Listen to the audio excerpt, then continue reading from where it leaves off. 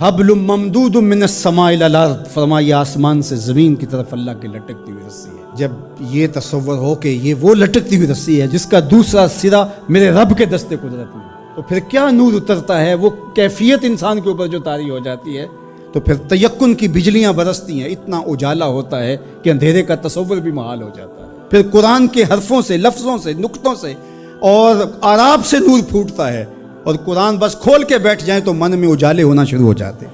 جب یہ تیقن انسان کے ساتھ جڑ جائے، چے جائے کہ قرآن کھول کے پڑھا جائے، سمجھا جائے، مفاہیم و مطالب کو جو ہے وہ سمجھنے کی کوشش کی جائے، یا کسی عالم یا کسی صاحب نظر کی صحبت میں بیٹھ کے قرآن سیکھا جائے، پھر تو جو روشنیاں برستی ہیں، من میں اجالے ہوتے ہیں۔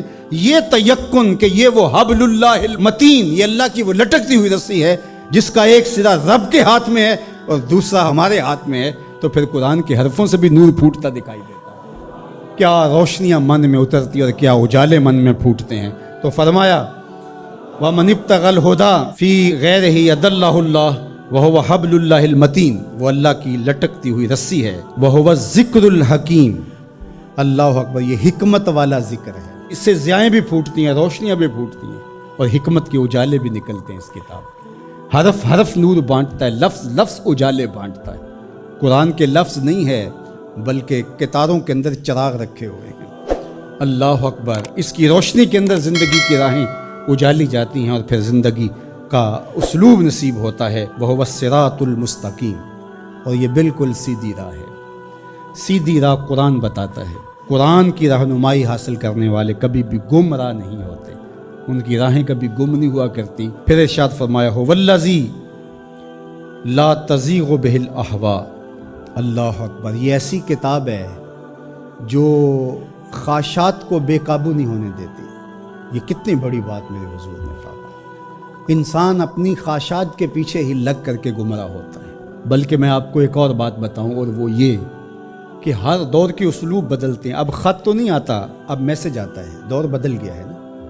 اب اونٹوں کے اوپر تلواروں سے لڑائی تو نہیں، اب تو بٹن دبانا ہے اور میزائل فائر کرنا ہے۔ تو مختلف ادوار کے اسلوب بدل گئے ہیں۔ تو جس طرح چیزیں بدلی ہیں، خط کی جگہ میسج آ گیا، اور جو ہے تیر و تفنگ کی جگہ یہ میزائل سسٹم آ گیا، اسی طرح اب بت لوہے کے، پتھر کے اور لکڑی کے، یہ پیتل کانسی کے بت نہیں رہے، اب خواہشات کے بت رہے، اب اناؤں کے بت بن گئے، آرزوؤں کے بت۔ اللہ نے فرمایا کہ وہ شخص جس نے اپنی خواہشات کو اپنا معبود بنا لیا۔ اب یہ امت لکڑی، کانسی اور مٹی کے بت تو نہیں پوجے گی، یہ خواہشات کے بت ہیں، انا کے بت ہیں، جو امت کو پارا پارا کر دیں گے، جو امت کو تقسیم کر دیں گے۔ میں بڑا ہوں، ہم چما دیگرے نیست، یہ بت ہیں، یہ پرستش ہے۔ لیکن اگر قرآن سے جڑے رہو گے تو تمہارا رب قرآن کی برکت سے تمہیں اس بت کے آگے بھی نہیں جھکنے دے گا۔ قرآن سب سے بہتر تزکیے کا اسلوب اور انداز ہے۔ اللہ اکبر، اس لیے فرمایا کہ جب تزکیہ ہوتا رہے گا تو پھر نفس میں آوارگی نہیں آئے گی۔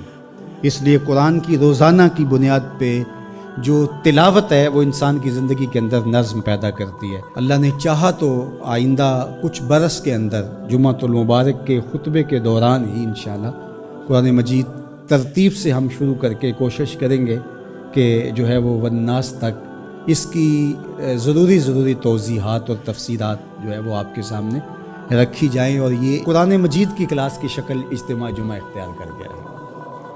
اور کچھ ایسے لوگ بھی ہیں جن کی فیملیز بھی ساتھ آتی ہیں، اور اوپر خواتین بھی اس طرح موجود ہوتی ہیں، تو میرے ذہن میں آتا ہے کہ جو مکمل فیملیز آئیں گی، بچے بھی آئیں گے، بیٹے بیٹیاں بھی آئیں گی، مرد بھی آئیں گے، تو ان کو ہم المصطفیٰ قرآن فیملی کا نام دیں گے انشاءاللہ۔ آپ رجسٹریشن بھی کروا لیں اس کی، اور الگ بھی ان کے لیے جو ہے وہ سیشن رکھیں گے قرآن مجید کے حوالے سے۔ جتنے سالوں میں بھی تکمیل ہوتی ہے اپنی حاضری کو یقینی رکھیں، اور مجھے امید ہے کہ اس کی برکتیں زندگی میں اتریں گی اور نور پیدا ہوگا۔